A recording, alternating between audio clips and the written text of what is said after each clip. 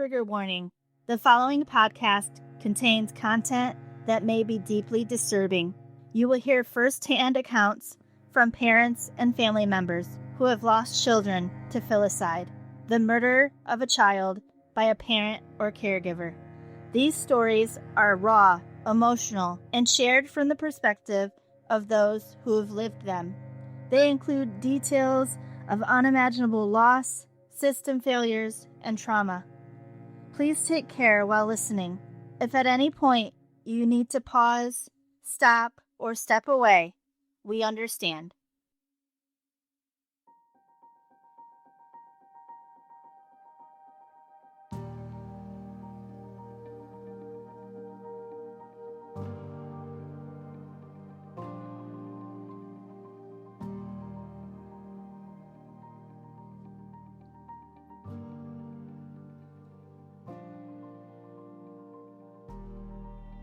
Welcome to Voices Against Filicide. I'm your host, Hope Hooton, a mother who has walked this journey and an advocate turning my pain into purpose.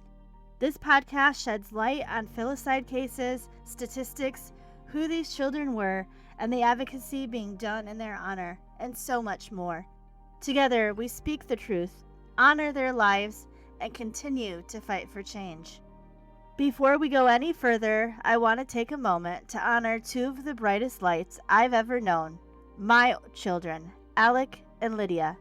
Alec with his love for Pokemon, and Lydia with her kind heart and love of unicorns. They were more than my whole world. They were joy in human form. Their laughter, their hugs, their imaginations, all of it lives on in me and in this podcast and in the work I do every day to protect children and raise awareness. This podcast is for them. It's for every child whose voice was silenced too soon. Alec and Lydia, you are my why, and I will never stop fighting in your name. Thank you for joining me today, and let's get right into today's episode. Today's episode is both deeply personal and profoundly impactful.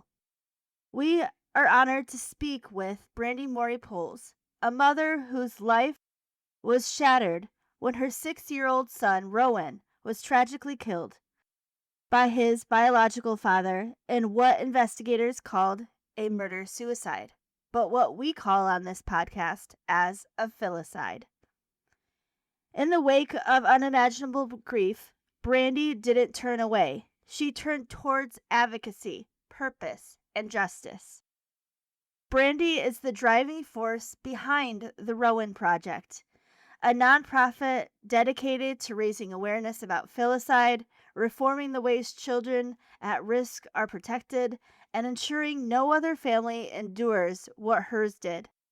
Through this work, she has ignited a movement demanding changes to the very systems meant to keep children safe. At the heart of her effort is the Rowan Act, groundbreaking legislation reform in Michigan, named for her son Rowan.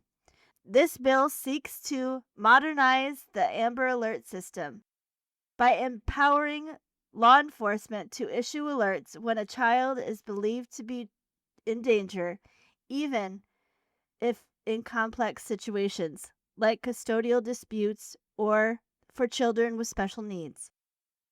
Circumstances under which alerts previously couldn't be activated. The Rowan Act passed the Michigan House with bipartisan support and would now be moving forward towards the Senate. In this conversation, Brandi opens up about the heartbreak that propelled her into advocacy, the challenges she faces, and pushing forward towards systematic reform, and her unwavering hope that Rowan's legacy will save lives and transform how our society responds when children's lives are at risk. Get ready for a heartfelt, honest, and inspiring episode with Brandi Morey-Pols, a mother who is turning her pain into purpose, and someone that I call a friend. Welcome to Voices Against Filicide.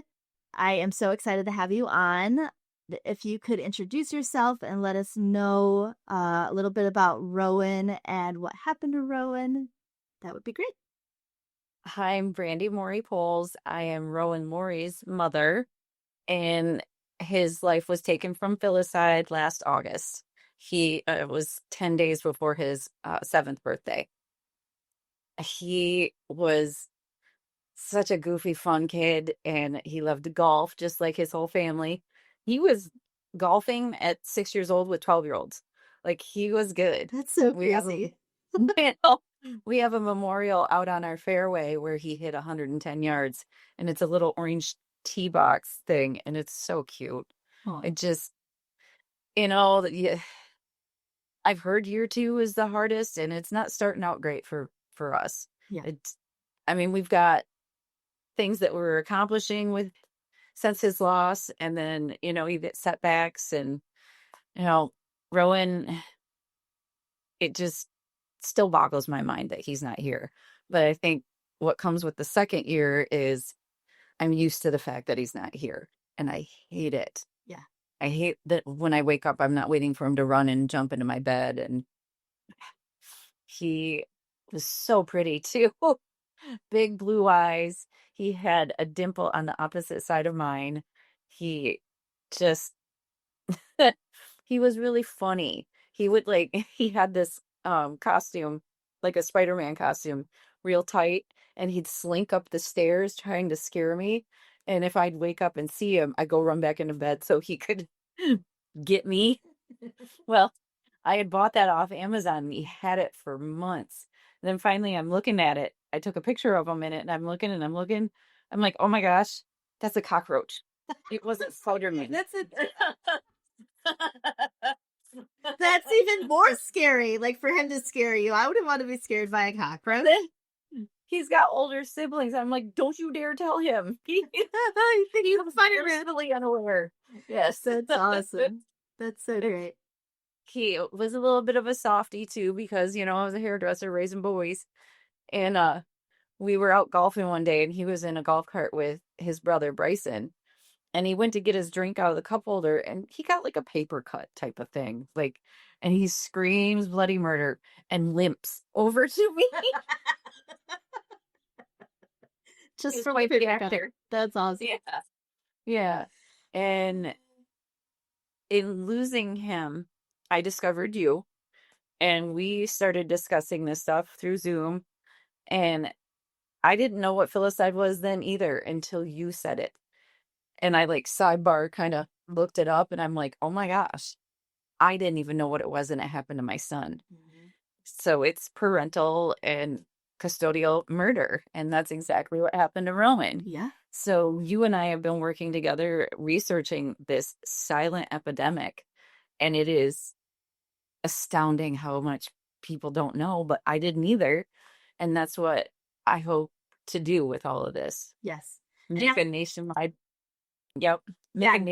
campaign to bring filicide awareness, and that's what we're working on. That's what we're working on. That's what we're going to do. So for my listeners, if you want to know more information, if you want to see Brandi and I in person, we're going to be at several conventions next year in 2026. And so please subscribe to the podcast, because I will be sharing those dates and locations as it gets closer. So you can see us in person, you can meet and greet us, you can listen to our stories and help us spread awareness of filicide. Because you're on this journey with us. You're now, by clicking on this podcast, a voice against filicide along with us. Absolutely. I love that. So since Rowan's passing, my son was missing for 52 hours, and they refused to do an Amber Alert. Actually, we were told it's almost impossible to get an Amber Alert. Why would it be impossible? Imagine it. 5 minutes with your child missing, what you would do. What goes through your mind, and I went 52 hours. Yeah. So here in Michigan, with the help of Representative Angela Regas and Jerry Nyer, we created the Rowan Act, House Bill 4517 and 4518, to amend the Amber Alert system. So what it would do is it's going to bypass a judge and go directly to the Michigan State Police for them to start an investigation. Okay. I had to file an emergency ex parte motion on day 2 of missing from the judge. I had to get the judge's signature and permission again. He originally signed our court order in 2020 saying Monday 9 a.m. to Monday 9 a.m. Why did I need his permission again for the order he originally signed? I didn't. No. He was missing. There's no communication. There's nothing. So it's going to bypass him and go directly to the state police. Amazing. And then it's also going to put that missing child out on all social media, the news, every socials that you can get a hold of. It will include children with disabilities, runaways, and parental kidnapping. That's amazing. And that's just the first of the changes that we're going forth through the Rowan Project. That's amazing. Can you tell us where you are in the Rowan Act? So it's passed through the House, is that correct? It is. We went through, I testified at the House committee and then through the House, and then it went to the floor for vote. I have never been so humbled in my life during this grief journey that my husband and I walked to the House floor and sat there with all the representatives, and the House Speaker hit her gavel, and she's wearing an orange dress, Rowan's favorite color. I know all the guys were told to wear orange ties. They were like, people were just coming up and introducing themselves to us, and I'm like, whoa. And then the House Speaker introduced us and asked us to stand, and everyone stood and applauded. And I've never been so like, my husband was, That brings tears to my eyes. I know. Oh my gosh. It was so moving. And then to sit there and see all the green lights as they're voting, going yes, yes, yes, and yes. There was one no. Steve Cara doesn't have kids. So that one vote didn't negate the fact. Why do you think? No, it didn't negate. But why do you think he said no? Because he thinks it's going to be an uptick in police, where it's going to cost more money. Of course it is. Of course it is. But you know where you're going to save money? At the front of the court level. But we're saving children. Yes. And it's going to all sort itself out once we go through all the motions and start all the change that failed Rowan. And this is my first one, is going after the Amber Alert system. But it doesn't matter that he said no. The big message that I got, because it was all yeses, except for him, is that this is not a red or a blue vote. This is a human vote. This is our children. There was a woman that testified after me, and she had a special needs child that was 3 here in Michigan. He went missing for 3 days. Someone even saw him walking on the side of the road, but there was no Amber Alert. They wouldn't do it. He was found deceased, face down in the water 3 days later. Like, how do you not do that? We have silver alerts for, elderly people that go missing. Why not special needs? Why not parental kidnapped children? And here's the thing. I explain it this way. The core reason of filicide is domestic violence. So you have a relationship. There's children in the middle here. One's a victim, one's the abuser. The victim gets away. Where does that leave that child or children? And the abuser starts to use coercive control to get to his victim, because he can't mentally, emotionally, and physically get to that victim anymore. So he uses that child. And then the ultimate revenge is to take that child's life. Murder. And it is happening. That child. It is happening 500 times a year in our country. And so in our research through the Rowan Project, we found that Sweden has a committee instead of one judge. It's lawyers, doctors, teachers, all on this board to decide what happens for your child. And you know how many children they've lost since 1976? How many? 4. Wow. 4. I know their population is different, but their numbers speak a huge gap in our system where we're missing. We're missing what's happening, and we're ignoring it, and we're losing our kids There is a huge gap in the fact that friend of the court does not recognize domestic violence whatsoever. You know what they do for you? They offer you a sheriff in the room if you feel uncomfortable. Oh, what happens when I leave that courtroom? Correct. There's coercive control. That man that I never say his name. The man that took Rowan's life would shave his head bald. I was a hairstylist. Of course he was trying to get to me. I, it couldn't have been more clear. And I remember the first time he did it, I had no expression whatsoever because I didn't want him to know it got to me. But my first thought was, dear God, if he's willing to go this far, what else is he going to do? And I've lived in that fear until it actually did happen. And there are signs. They need to be educated through Caden's Law, front of the court, lawyers, judges. They all need to be educated on domestic violence, on filicide, on coercive control, because ignoring it is killing our kids. And I'm here to tell you, I'm here to change that. That's not going to happen anymore. We're going to go back in and dismantle front of the court, start from the ground up. Because listen, front of the court, you're not doing a good job. You've had enough time. You've proven over and over again, you don't care about our children. You're there to see who's right or wrong. It's not about me. It's not about the other person. It's about my kid. And that child deserves a voice and deserves their own lawyer. We give self-defense lawyers to our criminals. Why not our children? They're our most vulnerable. Like, everything needs to change from the ground up. And then the laws along with it. 100%. 100%. I want everybody to know, and Brandi and I know this, but I think it's a misconception that people think that this is an isolated incident where it doesn't happen that often. And like she said, it's over 500 times in our country. So that means a year, yeah. 500 times a year in our country. And that's more than one child per day. And it's happening in every single state. Yes. With Rowan, it's Michigan. With Alec and Lydia, it's Arizona. With the Decker sisters, it was Washington. With Caden, it was Pennsylvania. Florida. Every single state has filicide. And I just want that to sink in, that it's not just an isolated incident. And that goes for court reform as well, right? Even when I was going through my situation, I had family and friends like, oh, well, if you were here in Michigan, that wouldn't happen. And obviously that's not true because it happened to you. Yes. And so that misconception of it's just isolated and, oh, if you were in this state, it wouldn't happen. And that's not true. Well, and that's like when this first happened, I told myself, this is absolutely the worst thing that could ever happen to a person. And then I met you and you lost both of your children. And then Whitney Decker happened.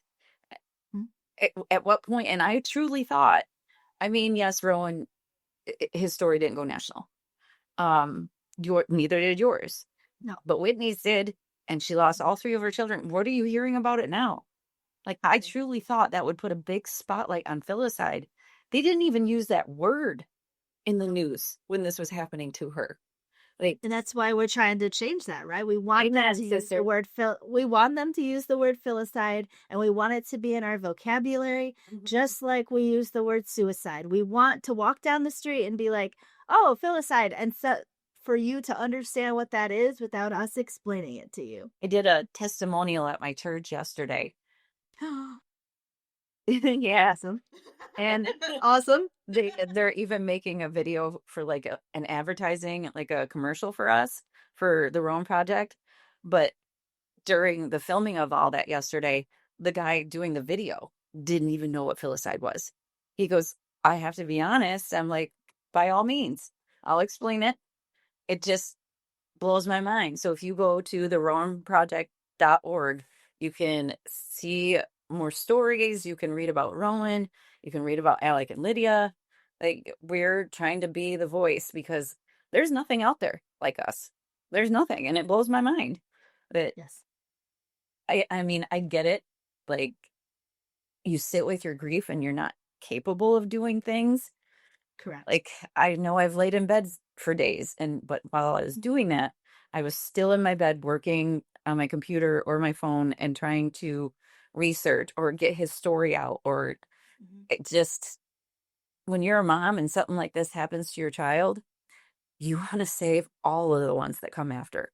You don't want another mother. Like, I sat there that day I dropped him off. I did the same thing that we always do. He'd give me kisses all over my face, and I'd be giving him kisses all over his face. So cute. And we'd hug each other, and I'd say, "How much do I love you?" And he goes, "Too much, Mama." And he hugged me, and he was gone. Yeah. I don't want another parent to have to do that. No. And that's why I have the Voices Against Filicide podcast. And I hope that if you're listening, please go back and listen to our other episodes in season 1 and be that voice against filicide. Help us. Go to voicesagainstfilicide.odoo for more information. And just continue to help us. Buy merchandise with Alec and Lydia's face on it. With your permission, Brandi, we would love to put Rowan's face on a shirt for Voices Against Filicide. On there, wasn't he on some of them? Well, we want one that's separate. Like we have all 3 of them, and then we want one with just Rowan, and we want one with just Alec and Lydia. Absolutely. Okay. I keep telling my husband this. I'm like, he would be so geeked about how popular he is now. Like, we did the Angel Cup last year to help bring awareness to filicide. And I guess how'd that go? And my husband, it was amazing. It was the biggest event our Stonewater Country Club has ever had. And it was great. And my husband's like, he'd be so jealous. I'm like, no, he wouldn't. He'd be bragging. I know he is. He's bragging up there going, look how cool I am. That's awesome. He loved himself very dearly too. I think that my kids as well, right? And that the phrase that he told you, Alec and Lydia had their own phrase, and they would say, "I love you to the last planet and back." And so I always remember that, and that's very near and dear to my heart. And so we just don't want any other parents, any other children to go through what Rowan has, what Alec, what Lydia has, what all of these other children have. And so that's why it's so important for Brandi and I to bring awareness to filicide. And with the Rowan Project and the Rowan Act in Michigan, and with the Alec and Lydia Act in Arizona, we are doing that. We are partnering together to make sure that this comes to a stop and it doesn't continue to happen. Yes, exactly. Yeah. Can I ask you, mom to mom, some questions? So you were talking about year 2 and how different it was from year 1. Can you explain some of those differences and what you're noticing now in your grief journey? Because it is a journey and it will continue to be a journey. Well, first of all, I had to let go of my perception of grief.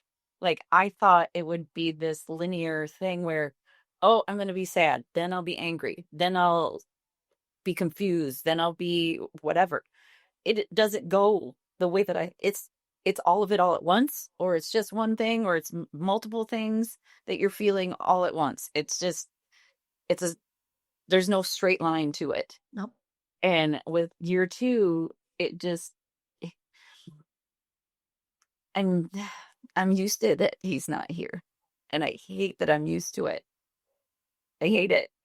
Yeah. Like, I used to wake up expecting him to come running in because he'd smack the bed and then jump in. Like, I wake up now and I know that's not coming. And I hate that. I hate acceptance. But, year 2, I'm starting to decorate for Halloween and want holidays because we have other children and we have a family to be there for, and we still have a 14-year-old at home that wants to have a Halloween party, so I'm throwing myself into that. That's good. It hurts like hell. That's something I haven't done. I'm still not going to put up a tree this year, I don't think. I'll decorate, but I don't think I could do the tree. So I didn't do the tree last year. I did. And I'm not going to do a tree. We tried. We did not do Thanksgiving. We didn't do Halloween. Well, it was right after he had passed away too. It's just we didn't do Easter either.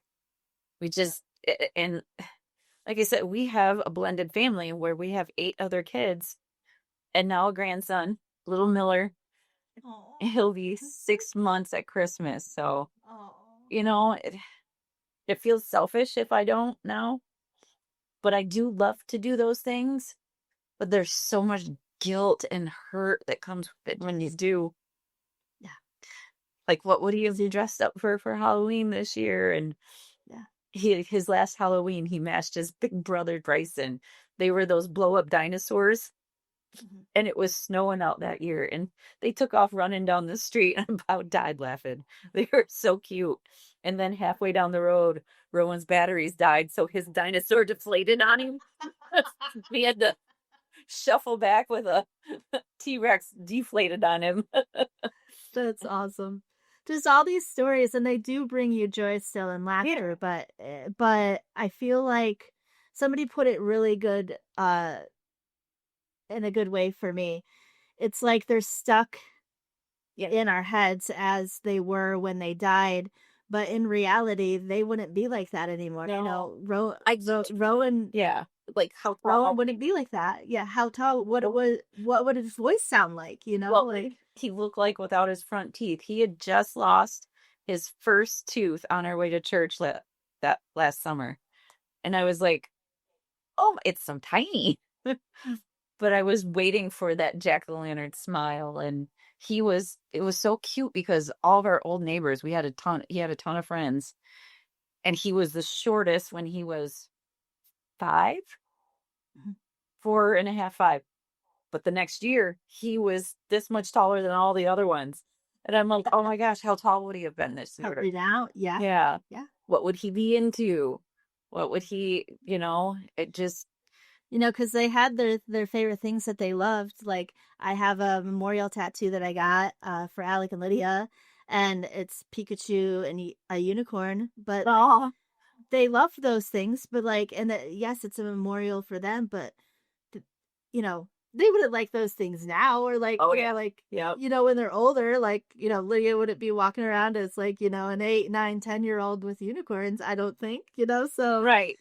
It's just it's really interesting in our minds to try to visualize what they would be like. And if I have a question for you, because I'm a part of this grief organization for bereaved parents, and the question that was posed in our last session, which was last month, was faith-based or not, because it's not a faith-based organization, so there's people of all denominations or no denomination. The person asked, what do you think it will be like when you see Rowan again? What will that be like in your mind? Have you thought about that? Oh. And if so, what would it be like? What do you think it will be like? Like, okay, so we had 50-50 custody. So when he was gone for a week, I wasn't allowed to communicate with him. He wouldn't let me call, FaceTime, nothing.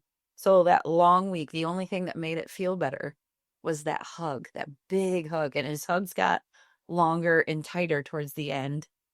So I imagine it's going to be like that. It's just longer for me than for him. I think he's safe where he's at and he's happy. I just can't wait for that big long hug. Oh, yes. Yeah. I'm so excited. I'm so excited for hugs, and Lydia's running hugs. I can't wait to get knocked over again. And then the kisses all over my face. Yeah. I wait for that. Yes. Yeah. Your life, the rest of your life gets really long after something like this. Yeah. But I was told by my pastor that it's really long here on earth, but it's like a blink of an eye there. My Pastor Ken Nash, shout out at Cornerstone Church. He's told me by the time he starts to miss me and turns around to look for me, I'm already there. Wow, so that's great. He's already got my love. He's perfect. And God knows what he was going through over there. So he's safe from that now. And I have to focus on that. got to focus on the positive things, and it's not negating the negatives, but you can't stay in that mindset because it will drown you. It most certainly will. And I mean, trust me, I do go there. Oh yeah, me too. I too. But I don't stay there. I don't can't. You stay there. Can't. And Yeah. I will shut down and stay off social media, especially around back to school time, like first day of school pictures. Like, I just, all his little friends that are going on to different grades, I'm like, "Ha- that sucks. That's hard." Yeah. Yeah. How do you do with, I've noticed with me, I have a really hard time, which I loved it before, but I have a really hard time with Facebook memories. Oh, well, because of the trauma memory loss that we get from this, I welcome those because the memories are of him usually way younger. And you mourn the loss of that child at that age, like, oh, he's not a chubby little toddler anymore because it's replaced with this amazing little kid. So it's not as hurtful to see when it's almost like it's a different person. Yeah. Yeah. And then it's the stuff that I see as he was before he passed that just, I mean, trust me, it guts me seeing the baby stuff and the toddler because he was so cute. But the kid that he became, that one that I lost, those are tough. I tend to shy away from those right now when I can't handle it. If I can, I usually go to that first thing in the morning in my memories, and because I don't remember a lot of stuff. And then I get excited if someone else has a video or a memory of him that I That you haven't. forgot about. Yeah. Yeah. I got locked out of my Snapchat like 2-3 years ago, and my oldest son, he's the tech savvy, tried everything to bust in. I know there's a lot of memories in there of him little, what I wouldn't give to get in there. But I'm thankful that I was obsessed with taking pictures and videos of him. Yes. It gives And me you have so many memories. And when I see your Facebook, I love it. All of your content that you post, like, it just brings me so much joy because I see how happy he was. He was. Yeah. I did want to share, you did something amazing in your backyard with like the stream waterfall memorial thing. Can you please explain that to our audience? And I just think it's amazing. So we've been like creating all these memorial type things for Rowan along the way through our grief journey. But my husband and I, he redid our whole deck that summer that Rowan passed. It was in the process of doing it. Well, next to our deck is this long slope down. So we, mostly my husband, I helped too, but he dug it out and put a liner down, and we created a memorial waterfall for him. It was probably 6 to 7 tons of rocks that I drove a bobcat. That's awesome. I'm not coordinated enough to do stuff like that, but I did. And we hauled them all to our backyard and placed them perfectly. And I planted succulents all so they grow down around it. And we have a little memorial plaque there that says something about Rowan's waterfall, the never ending life, or I can't remember what it says. That trauma memory loss. I get it. I was just out there today blowing leaves off of it because it's so big. Yeah. Oh, I love it. When I saw that, it's just so beautiful. I wish that I could do something like that in my community, but I live in a townhome community, and they'd be like, "Why should you take it out your yard?" It was blood, sweat, and tears, and just hard work for my husband and I together. It was really good for us. But it was healing, right? It was yeah. At the same time, creating something so beautiful and healing with my husband. That was our first year of marriage when Rowan passed away. So I didn't know that. Okay. Yeah, that was we've been put through it. Wow. We're still here. We've been put to the test right out the gate, and there's certain days that I could see us again, and then others where he's been struggling pretty bad this week after watching new footage from the crime scene, which he just happened upon, and he's going through it. But usually when one of us is going through it, the other isn't. so I can, this time, I don't know how to be there for him or what he needs. So I called in PK, my pastor. It's like, hey, I need a landline here. That help us out. Yeah. That's great to have those resources and the support when you can't do it. You're like, hey, I need help. And somebody else will step up. And I truly, great. in my heart, believe God brought me to my husband, this community, my church, for when this was going to happen, for the support. Yes. My community around here, oh my goodness, all the support that came to us, and my pastor and my church and, my husband. Thank goodness. And I mean, we've been through it since then, but we've made it through it. Yeah. Which I'm so thankful for. He's a good man, and we've struggled through it, but we're making it through it, if that makes sense. Yeah. For my audience, to close, I would like you, if you wouldn't mind, to give the resources that you recommend. And also, if a parent is listening to this that has gone through filicide or is scared that their child is in a situation like our children were in, what resources and advice would you give them?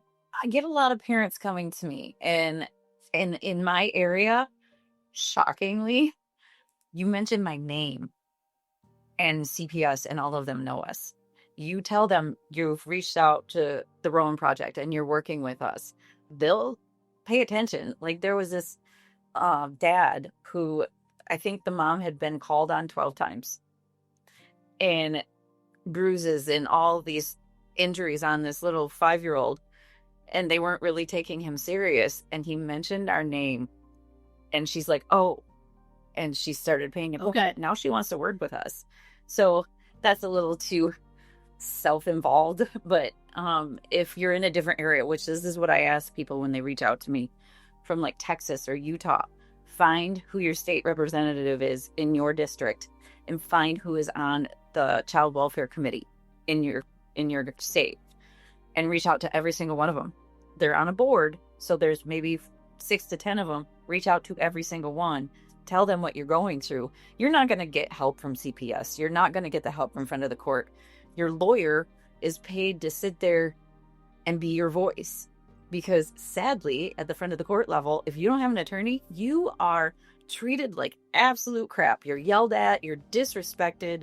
Like, they have no patience for you, which is so unreal. Go to your state reps. That's what they're there for. They're there to represent you and help you. You voted them in, use them. And they want to help.